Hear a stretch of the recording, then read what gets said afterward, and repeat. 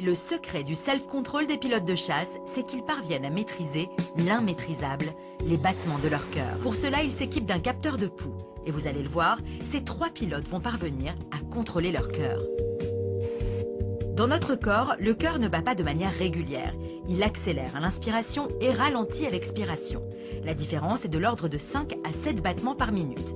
Une variation de presque 10% et le cœur réagit continuellement à l'environnement extérieur. Il accélère et décélère à chaque instant. Gérer son stress, c'est savoir gérer cette variation.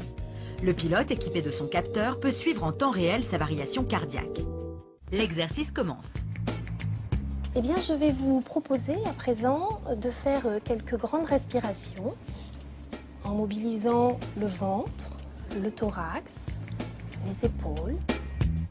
Souvenez-vous, au début de l'exercice, les battements du cœur étaient irréguliers. La courbe était donc instable. Mais en contrôlant son souffle, le pilote parvient à harmoniser son tracé. Très bien. Le capitaine Ferrez diffuse alors un message radio extrêmement stressant pour un pilote.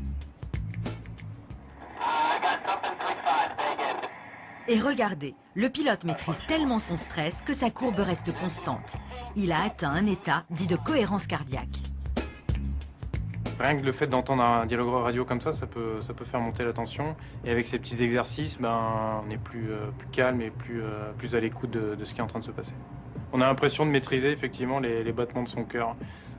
C'est assez étonnant. Cette technique, récemment introduite dans l'armée de l'air, permet une gestion optimale du stress. Associée à une connaissance parfaite des séquences de pilotage, elle permet au pilote d'être concentré sur sa mission. Vous tirez votre armement.